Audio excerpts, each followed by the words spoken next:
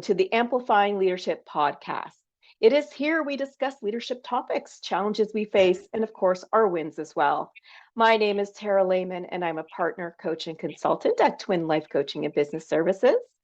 For our leadership clients, I do aim to provide effective leadership information through our podcast, of course, coaching, workshops, and much more.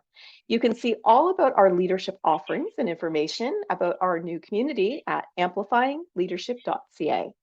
Today, I am welcoming Rory Lemon, a holistic health coach who has leveraged various holistic health modalities to create his own solution for the challenges associated around neurodiversity, which is also a big topic.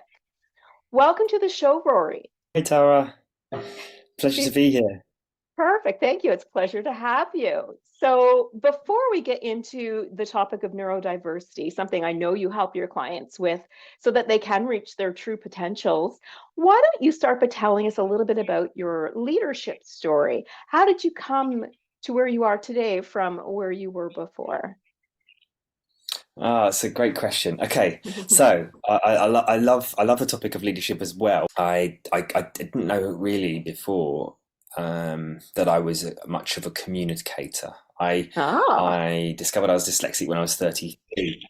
Wow. And so I I really thought I was more of an artist and struggled with communicating to verbally to others. I'd listen in one-to-one was fine. I had the time to give and take the conversation, but when it was fast-paced, I couldn't keep up with it, or had my big visionary ideas, but I didn't know how to bring them about without it just sounding like half cut, or not even making sense. And so I lived my life very, very frustrated around that. And actually, it was only last year that I studied a 4-month training in hardcore leadership, and it really made a huge amount of sense to me, a lot of sense. So my journey up until now was developing my listening skills, which I'm great at, but then it's now seeing the quadrant of how to even flex into what I learned was the two great things about the leadership training I did was learning how to be responsible for actions and thoughts and feelings, and not getting caught up, like I said, in other people's, but also having the vision and basically the other main one was seeing the different personalities and knowing that you can actually train yourself in different personalities to be able to become balanced and focused on how do we put it? Yeah, that enrolling in the vision, the highest vision of not just my wants and desires, not just someone else's, but what is deemed appropriate for the specialist topic in that leadership role. I like that you mentioned the word balance as well, because there is such a huge balance depending on who's in the team as well, right? I mean, it's important to understand that so you know how to be that effective listener that you mentioned. Yes. What would you say has been your biggest obstacle when you've, had a team maybe under you, or just in your own leadership journey?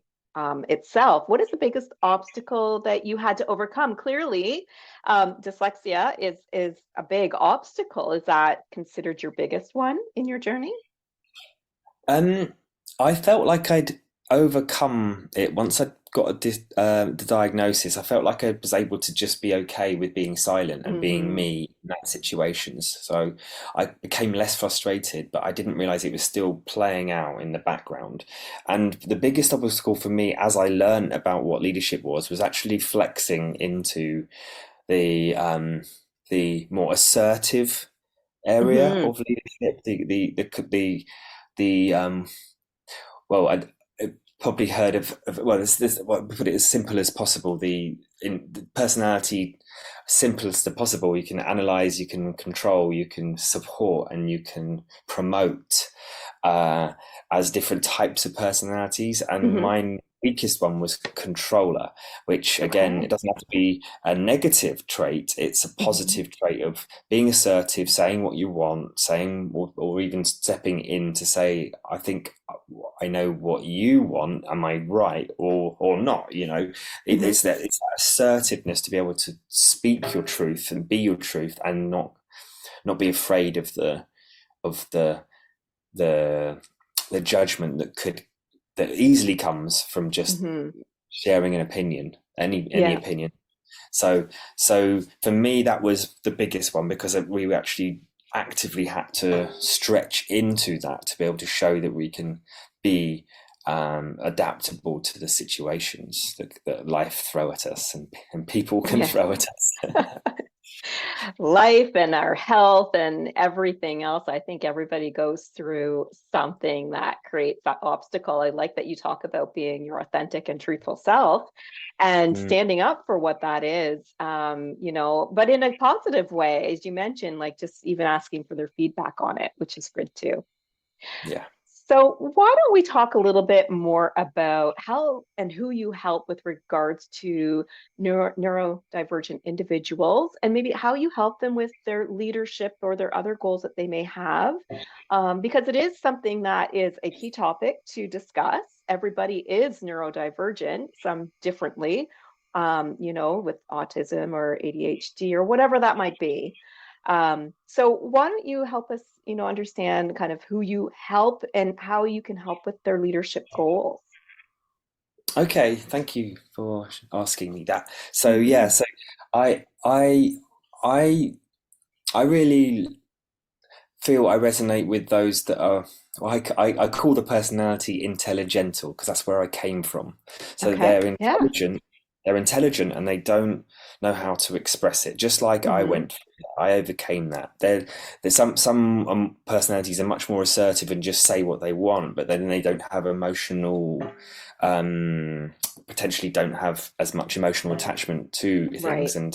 and that's another type. So I feel like I resonate with the more sensitive, timid characters that get caught up in their um their emotions and Hmm. beliefs about what other people think of them and things like that. So I really help people to those to be listened to and also help them to train in their own mental fitness to become more resilient around that process so they can let go of their what it is that they think they might be judged by Right. external factors, but it's actually come back down to their own self-worth and Hmm. value, and then it plays out in various patterns, and that's where Hmm. we get to look at those patterns and really and just really explore what is deeply wanted, because when that happens from an embodied point of view and become more Hmm. interoceptive, even though it feels like that's what someone is like that is with their empathy and becoming Hmm. empathic, but actually it gets overcooked and goes way too much. It becomes Hmm. way too much for them. So it's actually processing those emotions, some somatic coaching work, and Hmm. letting go of those stories, creating new stories going forward, so they can lead themselves so much better. Yes, and I think it's really important that leaders also understand what it means to have neurodivergent people on their teams when it comes to being that leader. Because it's extremely important to realize that we're all a little different, but we all bring something to the table as well, right? I mean, I think what you're One. speaking is really important to, the leadership teams to really understand that their teams can be different and neurodivergent or other ways, and we need to not discriminate, but we need to help and listen and be empathetic. 100%. I love that, and Mhm. that really resonates with me because there's there's different ideas that come from different personalities in some ways. So, Mhm. and what I crave and want to create is a system like a roadmap and a Mhm. dynamic definition of how to look at the definitions of neurodivergence in a Mhm. much more creative and functional light, so that Mhm. Absolutely. Yeah, so someone can come in and say, this is how I react and respond in certain situations. This is how I can feel safe and valued. And then where my weaknesses are, like I learned about my controller to step into it. But I Hmm. couldn't step into that if I was too emotionally negatively upset and charged. So I have to Hmm. feel in the right place and accepted before I can stretch into that enough. And so it's Absolutely. that thing of, yeah, growing in and actually knowing to see what's possible to change once we are in that space. So yeah, it's and then how amazing would teams be if how quickly things could get decided if everyone um, could respect and understand that Yes. that's possible. It's about acceptance as well. So, since we're already talking about communication, my next question for you is, because I love to talk about communication when it comes to leadership, it's so important. What do you think? Maybe it's a couple of the key attributes. You talked about being a listener already, which is extremely important. That would, allow us to be effective leaders when we look at diversity within our teams, either neurodiversity or other diversities, if you want to speak to that. What, when it comes to communication, should that look like so that we can be effective leaders? I love this question too. Good. So yeah, um, and I gave a good example just even then that when I raise Hmm. my energy and I say it in a way in which I'm really enthusiastic, Yeah. then I give that energy. What we call about the difference between energy and data. And the Hmm. brain likes to take in data, but it doesn't know what Yes. it means until it makes it an energy. And we respond so much more to um, energy than we do the data. So I could say, Hmm. I'm really angry, and and it sounds happy It because does. I'm creating happiness whilst I'm saying I'm angry, or I'm really really happy, Hmm. you know, Yes. and we respond to the energy. So if everyone realized that if we could remain positive and deal with challenges and listen to what people have problems, but not get caught up in the energy of the person that maybe is feeling, Hmm. and or flipping it so that the communication really is body language and Oh, yes. how positive we can manage ourselves. Hmm. So all of that is not just the data that comes out of our mouths, and that's my view on how real leaders can bring about, you know, Yeah. enrollment And I have to in agree. people. Yeah, I have to agree 100%. We're emotional people, and you're right. Data comes in. I mean, what we see, just what our eyes take in, is so much data we could never process it all right away. But we're emotional people, and so as long as if we are neurodivergent, as for example, as you speak about, as long as people understand how we might react, they can, as leaders, then be able to have a different type of communication with that person. If that person, is somebody who's typically comes across as angry, but that maybe not what they're actually around, the leader can then develop that communication style with that person. So excellent, excellent conversation there around communication. Yeah, thank So you. going back to, your actual industry, who you help with being a coach and with your holistic modalities, are there any outstanding things in leadership that you see that are differences between men and women in your industry? Sometimes there isn't, sometimes there is. And so I like this topic because it helps us understand the differences as well with diversity around the women in the leadership positions or the men in the leadership position. So, based on your work, what you do for a living, what are your thoughts on that? Oh, it's an interesting debate that could probably go on for a long time. Yes. I would put it short and sweet. I couldn't possibly say that I have a major opinion on it, other than that I would say it's always worthwhile looking at what's commonly known and what is uniquely known to the individual. And Love so it. what is commonly known could be very much about um, looking at the biology and seeing where, say for instance, women, where they are at in their in global history, where they are Mhm. now, and to say that, yeah, it's, you know, it's amazing that it's all starting to become way more equal in some ways, Mhm. but it also doesn't mean that we should or shouldn't do something just because we feel that we have to. And Mhm. that, you know, if some women might just love to do what women did 100 years ago, and Mhm. some would want to be, and it's again comes down to the personality and how we want to grow, and whether it's actually, Mhm. if we're not changing that personality, are we happy and productive I and love that. leading as it is in that, you know, you could, you know, yeah. And so, and it's that thing of, so that's for women, it's like those that want to do that and want to achieve it, are they doing it in the right way, for themselves, um, and Mhm. flexing into what they want to create. And it's all about that sort of picking a challenge that makes us grow, but not so much that it's too Mhm. much. Yeah. Yeah. So, and then from men's side of things, again, it's kind of like the opposite. It's the assertive character. Maybe Mhm. the women commonly more supportive Mhm. and flexing into the controller.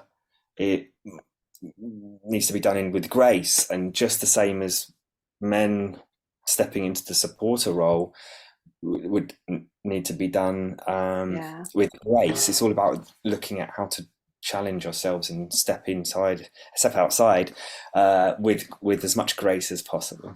So that's Yeah. then looking at the individual again and going, Yeah. what personality type within that biological, natural space of where the character might have been already before, and where do you want to go with it? Yes. Yes. I love that. I love that. Challenge ourselves to do what it is we actually want to do, and maybe not what is traditional as well. I'm a huge advocate for diversity, equity, and inclusion in the workplace. And so, neurodiversity obviously also a part of that. So great conversation there. So why don't you just tell us a little bit about who or what motivates you as it relates to your work around neurodiversity and leadership? Yeah. So the thing that motivates me most is is really setting out as much around the vision and as much around Hmm. what it is for. When I say vision, it's like I said before, it's kind of like, where does the where within the specialism that I'm in, or someone else is in, what is wanting to be created, no Hmm. matter whether it seems possible or not. That's what I'm talking about with vision. It's Yeah. that it's not something about the mechanics of how it's going to Okay. happen, because if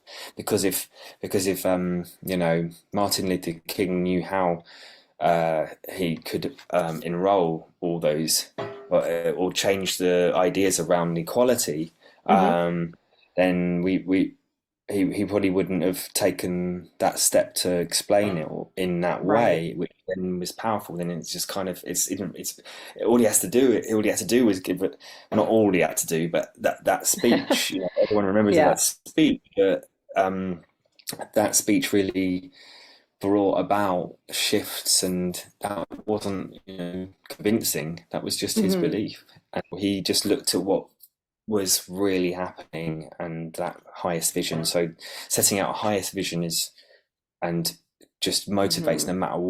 no matter what challenges come. And Yeah. that's what I think is Yeah. so important. Great. Great. If you had to leave our audience with a big tip for leaders when dealing with neurodiverse employees, what would that big tip? Say I'm a new leader. What would that big tip be to me? Oh yeah, I think what comes down what comes immediately to me is, apart from the usual kind of self-reflection that can go on to making sure what it is that is wanted and wanted to be Hmm. achieved, and getting that vision sorted. Yeah. Um, that I think is so important. And if that's not done, if that is already done, then it's probably, how do you how do you create it, going forwards when there's going to Right. be a lot of challenges about, because it's about making a change in something. And Right. so the biggest tip is, first of all, proactive reflection and look at the Oh, vision and yes. keep referring back to it, but also knowing how to get the support if necessary. Like to me, self-care. So Yes. Oh, yes. like, whatever it is that lights you up, it doesn't have to be an actual, shining the healing light back on yourself, Hmm. making sure, but actually just doing something that you love that inspires you to keep your Yes. positive energy up, and not forgetting that process, I love that. that exists. Because I picked table tennis recently because I'd Oh, did forgotten you? about it, and I absolutely love it, and I'd forgotten about it, and I was getting really, I'd just come out of the leadership, and I was trying to work out how to even start doing all this stuff, and bringing it about, in me and others, and I realized I could just be trying to problem solve the whole time. So, Yeah. and when you're not in that space enough of pure flow, of loving what you're doing, Hmm. and not thinking about anything else, that to me brings the joy, and that's the pure self-care.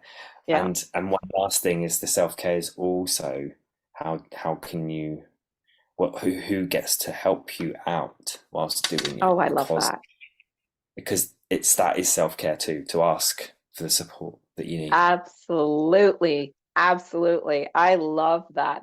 Those are great, amazing tips. Thank you so much for sharing that. So, if our guests wanted to get in touch with you or learn more about what you do, is there a way that they can do that online? Yeah, sure. I have a link tree which has so whatever someone's using the most, they can just reach out to me on that. So, that is, if you go to linktree.com, and then it's Rory Lemon Aid, which is very simple, which is Yeah. RORY Lemon, like fruit, LEMON, and AID, to help. And so, yeah. Awesome. Thank you so much. I really enjoyed our conversation today. It's been great having you with us. Thank you, Tara. I really appreciate it. But if the world, could, um, have leadership at the the real Hmm. leadership. We talk Yeah. about heart-led leadership, where we're listening and asserting as and when we Hmm. feel appropriate, and all sharing each other's ideas without judgment. Then what? Yes. How could the world shift so quickly? Good question. Well, thank you so much for a great conversation today. I really appreciate you being here with us. Thank you to our listeners. I hope you enjoyed the podcast with Rory today. If you are in need of some leadership coaching, consulting, or workshops, or even just want to be a guest on my podcast, please reach out to me at tara@twinlifecoaching.ca. To find out more about all of our leadership services, including our community, you can visit amplifyingleadership.ca, which is a division of Twin Life Coaching and Business Services. Until next time, please be safe and be an amazing leader or leader to be.